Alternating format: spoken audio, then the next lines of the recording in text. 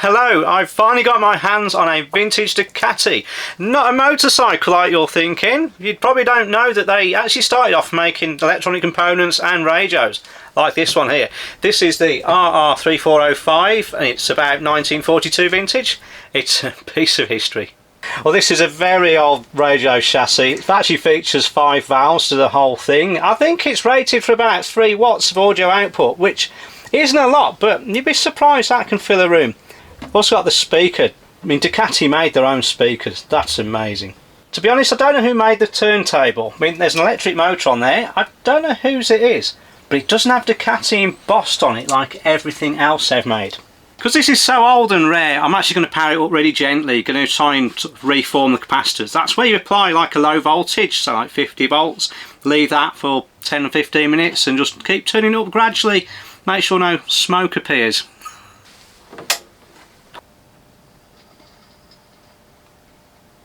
So far no disasters. Let's turn it up a bit more. Now 200. Now I can see valve heaters glowing. And now I'm dying to see how well this works.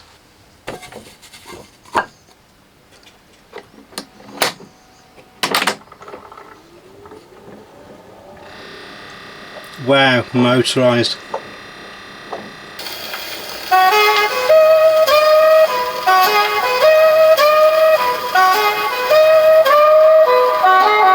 But it looks like it's working.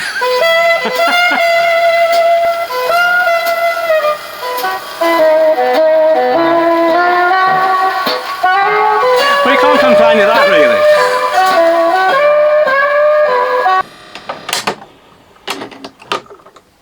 Well, let's try the radio. Well, there's crackling. That's up full.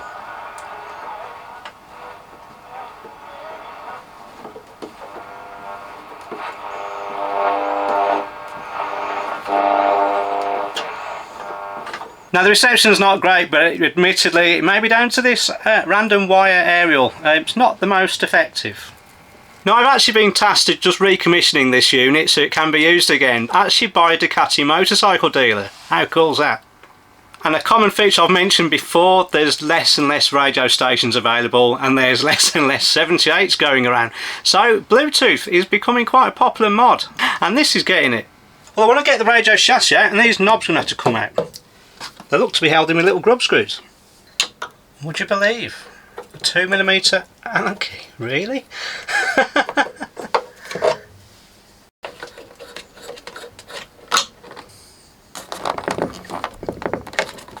Oh, it's tight, this is.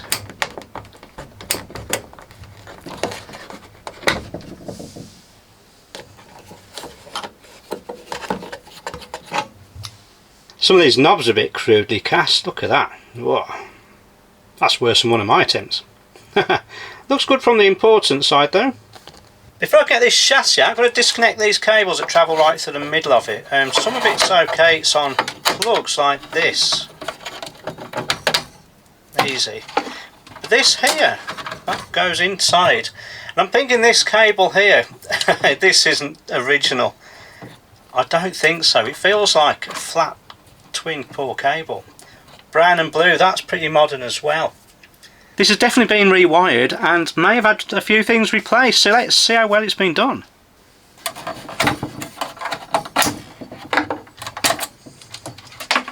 First thing I do notice is this actually being set for 220 volts. Really, if we put it up here, it'd be 235, a lot closer to what we get over here. Don't know how long this screw is. Not too long.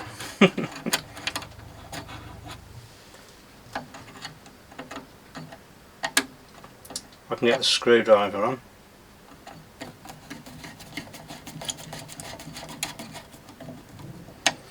Presumably I've just got to take this piece of wood out there and this will slide out.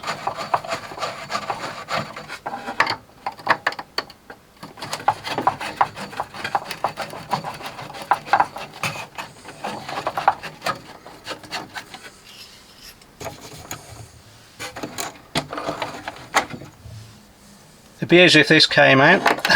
so I can unsolder these wires. Find out what's going on with this as well. And hopefully I can unsolder this without too much hassle.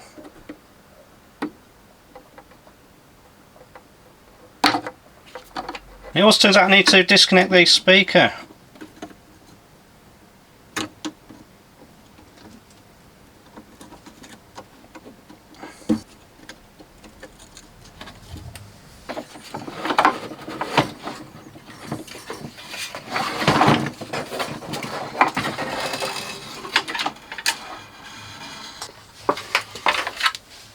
So we can spot the sort of layout here. We've got the mains cable coming in here, there's the transformer, this will be a rectifier tube, also a little bit loose and wobbly mind you. And down here we've got the main tuning capacitor.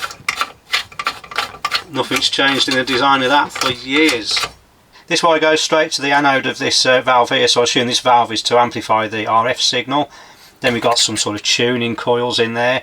There'll be another valve inside there, so that'll be sort of a intermediate stage for the radio tuner. More coils, another valve. Guessing this one here by default must be the audio amplifier. We've got a mixture of modern parts and old parts. I'd expect anything of this vintage to be full of paper and wax capacitors that have gone sticky and are a bit electrically leaky.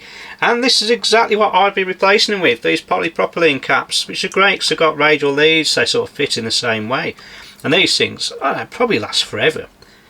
And here we got an electrolytic capacitor there, little tiny thing, that's very modern, definitely not from the 40s. And just lurking behind here is an electrolytic cap. This is 10 microfarads. Yeah, now that is 40s sort of vintage. Then we've got another cap here, not sure the technology, probably some ceramic thing, that's I think 1 nanofarad, and the casing's starting to crack. It's got 350 volts written on it, which is quite plausible on some valve equipment. Doesn't necessarily mean it's got that much voltage applied to it though. And the more I look around, there's some more weird things I'm finding. Like this capacitor, it's just not soldered to anything there. Is that even on? No. I'm not impressed with the soldering, I have to say. Yeah, we've got melted insulation, and here it's all melted. Oh, there's a blob of solder on this one. Oh, and another blob of solder on the outside of the wire. God. And this is an intriguing one. Some red and white stripy wire been twisted together and then chopped. What's that about? I've not seen this before, I have to say. This is pretty cool. Part of this coil here, they've got a leg sticking out, and then this here is just twisted round there. I think this is a crude capacitor, something like, I don't know, 1 picofarad or something. Well, I'm hoping I can find some drawings on the internet for this, because this is nearly twice my age and it's been messed with and I don't know what's happening. It turned out not to be too difficult to find the schematics online, so a lucky find. The problem I've got with the schematics is matching it up with this, because there's nothing labelled up. So what I've done is actually gone through these and given every single component a reference. You know, all the capacitors on C1, C2, C3, resistors at R1, R2, blah blah blah. Then I've taken a photograph of the chassis like this. Then I've made an acetate sheet, popped it on top, I've drawn a grid on there, and then labelled all the components up as there. And that took a few hours, but at least now it makes sense. And this has solved the mystery about the twisted wire. It turns out they're capacitors connected to the anodes of the valves. I look on here, you'll see on this valve here, 175 picofarad cap there. So this twisted wire is apparently 175 picofarads. There's quite a few anomalies with the drawings. One of them that worries me. We got these caps here, a pair of 330 picofarad caps, and these are on the drawings supposed to be 370 picofarads, but now we've got 660. It's quite far off. Then we have things like this capacitor here just hanging in mid-air. And according to the drawings, it lives nowhere.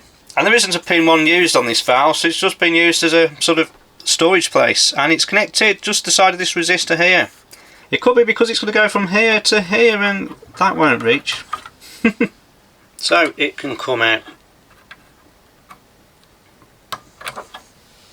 It's probably a good idea to replace this electrolytic behind there with something that's probably a bit less leaky, but they have shrunk in size quite a bit now. Unfortunately, the other end of this just looks like a big knot of parts. Oh, yeah. Oh, might be easy to disconnect this end. We'll see how bad it's got. Well, it is 80 years old. Yeah, it's knackered. Yeah. 39 nanofarads. Wow. Supposed to be like 10,000 of those. Just going to add some heat shrink sleeving onto the legs of this just to stop it having any shorts, because it is a lot smaller. I'm trying to wrap this lead around here because this will have a tendency to sort of separate when you heat the solder up. I'll start with this end. Because it's so old, it's a bit tarnished, so it won't solder readily onto. Oh, very blobby. It won't solder readily onto the metal. So I'm afraid blobby solder is the order of the day.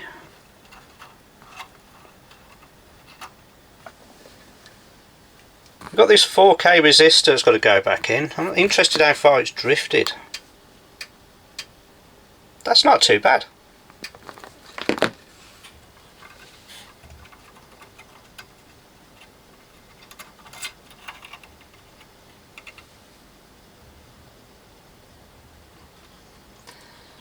All joined together still. There we are. It looks like something off Stranger Things. I'm not sure I like this either. I'm not sure what technology it is, but it's split all the way through. What's the label say? Can I get it out? An original Ducati capacitor. Yeah. 350 volt working voltage, I think, 1000 volt peak, and 100,000 peak farad, so 100 nanofarads. Well, we can do them.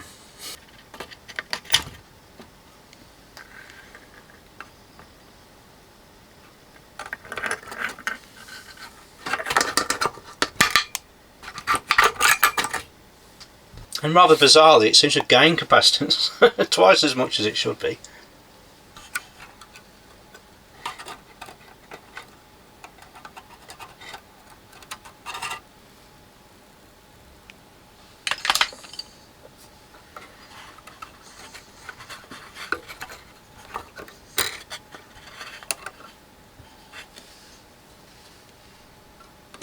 Just tin these a bit.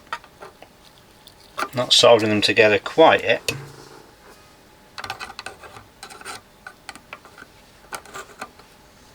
It's funny how this doesn't quite reach. More blobby solder. Well, as I've condemned the one, I might as well change the others. I'll take these wires off here first. Get them out of the way.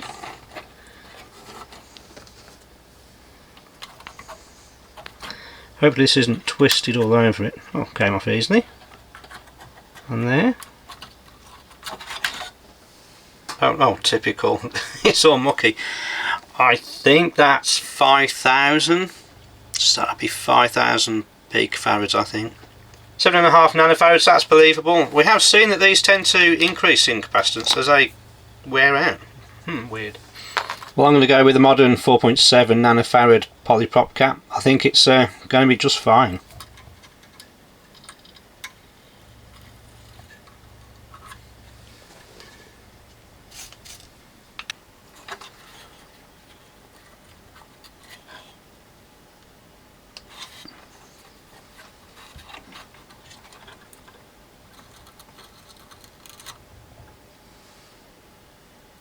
You've got this 1 nanofarad cap here, soldered to the chassis, and then this horrible bit of bell wire, whatever it is, Ethernet wire, yak.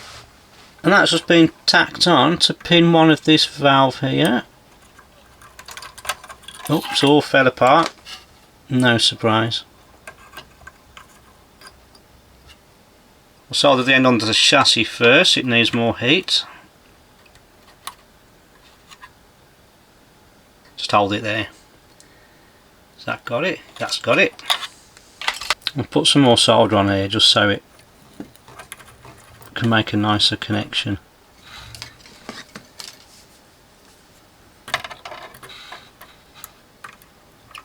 Push it all together. There we go. This last one's probably easier to get out.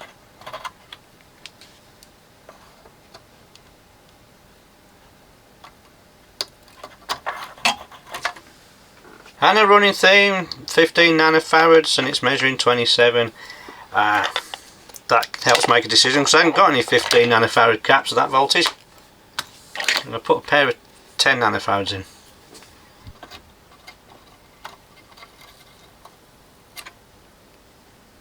Just give this a bit of a tin, and that. Just hold them together.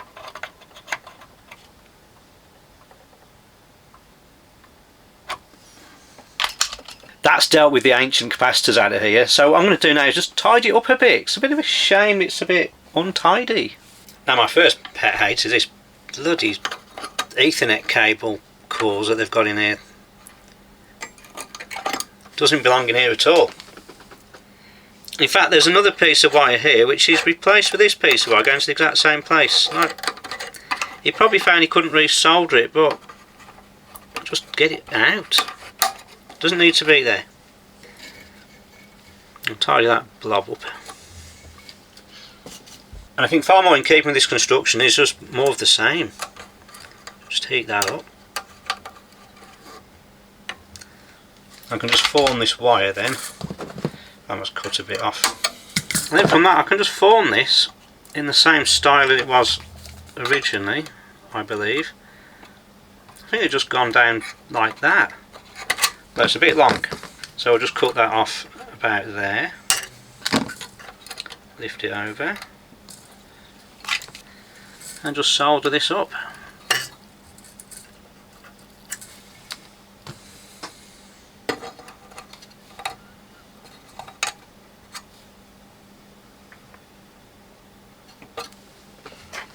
And following that theme, I'm not sure this is original or not, but it's a ground connection, so it's not too bad. Let's put a bit of solder on just to keep them tidy. Piece of wire in there.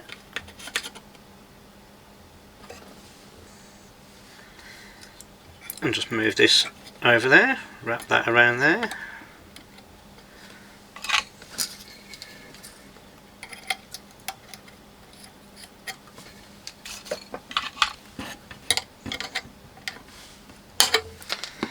And this is coming out. This is just ugly. And it's measuring virtually no capacitance at all. 0.6 picofarads. That's nothing. Can't say I'm surprised really. I'm just not sure why it's there. I thought it was this capacitor here, but I think these might be inside the transformer cans. We'll have a look in a moment. But there shouldn't really be anything there. I need to unsolder this other end of the transformer so I can fetch it off. There's just two nuts on here to take off.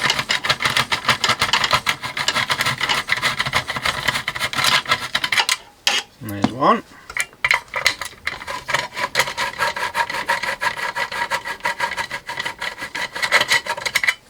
Oh, I've got the other two wires.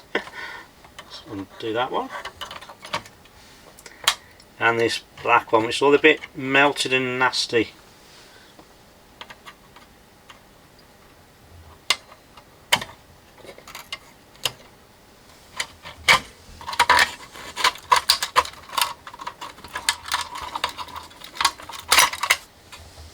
Oh, hello. The more I dig into this, the more horrors I'm finding. I don't think insulation tape was around in the 40s. Was it? Pulling this apart, I see they've got the two coils. And there's capacitors across both of them. So the capacitors are internal. I mean, these are, look at this wire, is very fine. Hope they're good. We'll take this black wire off and replace it though, because it's melted. Put a nice new one on.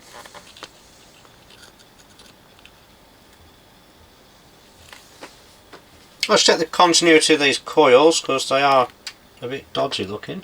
Well, that's fine. So's that. We'll try and get this wire back to that round hole at the bottom. Or at the top. Oh yes, it's in. The board's slightly out of line though. Give it a little squeeze. And it's in. Like a new one.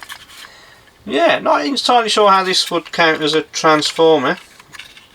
Is it just because they're just close to each other? Must be.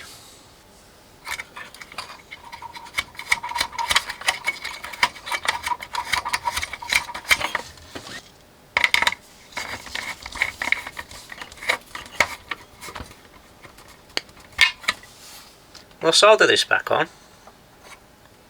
I agree with that being connected there. And this being connected here is also correct to the drawings.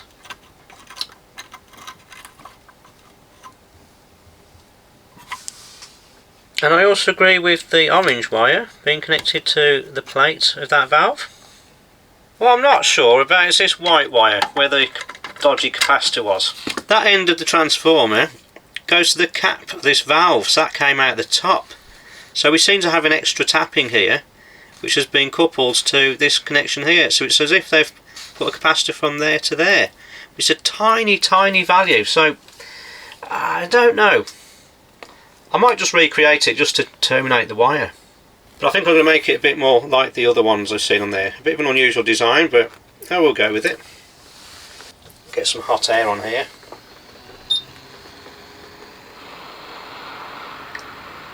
Just shrink that down. A nice tight fit, nice snug fit. This forms insulation from the one capacitor sort of plate to the other. It's potentially quite a high voltage there. I'm just going to wind some slightly thinner gauge wire around here. I'm using a thinner gauge, so it winds a bit tighter and it's a bit easier to twist up.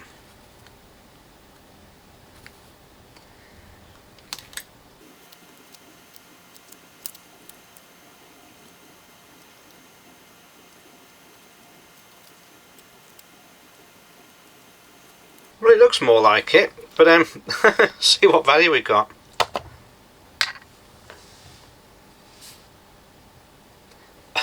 Wow, 10 picofarads, that's pretty cool. I've never done this before. Well, we'll try it. Well, I have a feeling this might have been what was there originally, or something close to. Solder that on there, okay.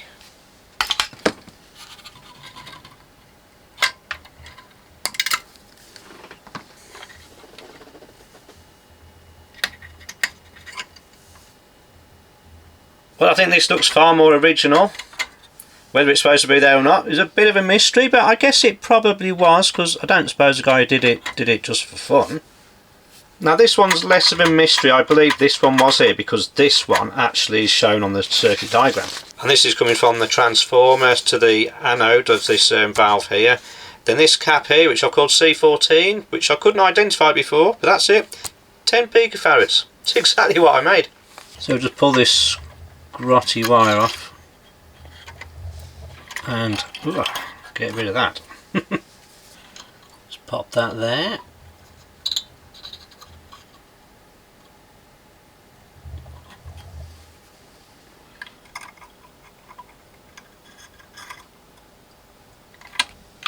That's lying a bit close to some other bits there, so I'm just going to put a bit of sleeve on there.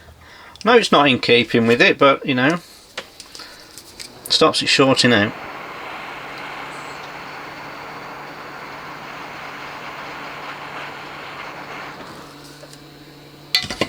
Now that can come away.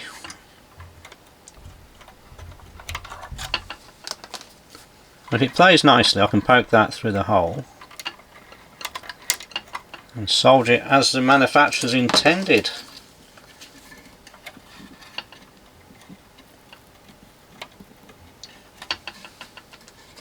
There are of course two capacitors I've not touched. There's a single unit, it's got two capacitors in there and they're 8 microfarads each. Now I'm a bit dubious about changing them because 8 microfarads isn't a real value anymore, and because this has got a tube rectifier or valve rectifier, you don't want to overload them with putting a bigger capacitor on. So I'm going to see if it's okay.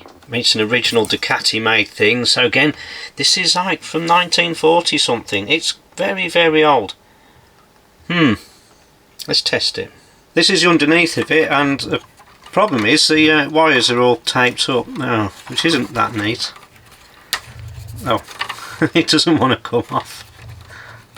Put the capacitance tester on the one side of it, see what it does. 10.4 microfarads. It's not bad at all. The DC test frequency, it doesn't give us any more info. And test the other side of it. They're the same, but it measures good in this machine. Well, there's a bit of a surprise. They certainly don't make them like they used to. After 80 years it still seems to be working okay, it's not leaking. And we've already had it on, we know it's holding up to the voltage, so I'm tempted to leave it in. That leaves just one thing that's irritating me about this. This frayed cable braiding end, it's just untidy. See if I can fix it. Just unsolder that off there.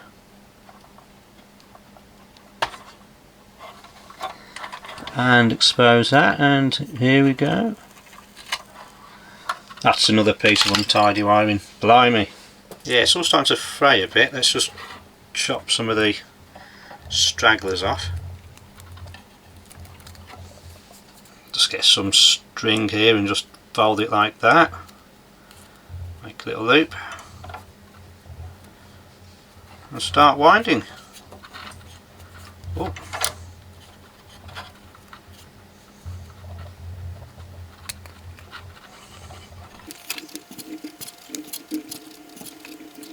The tail through there, making a bit of a knot,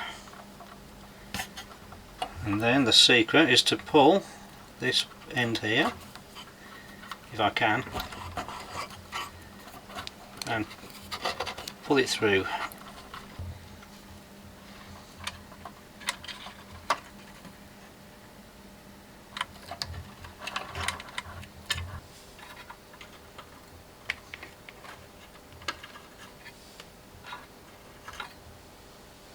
Well, that's a lot tidier now. I'm a bit happier with it, but I need to test it, and really with the speaker, because this speaker's got no magnet in it. It has to be energised by the power from here. But I noticed something a bit off about the speaker. When I took the speaker out, I found a few problems, the worst of which is the speaker cone's actually starting to tear. I think you'll hear this. That scratchy noise is not good, and nor is that rust down there. Now this is definitely running into a second episode. That speaker needs repair, and I'm still going to do the Bluetooth. Hit subscribe, you'll get a notification as to when part 2 comes. Catch you next time.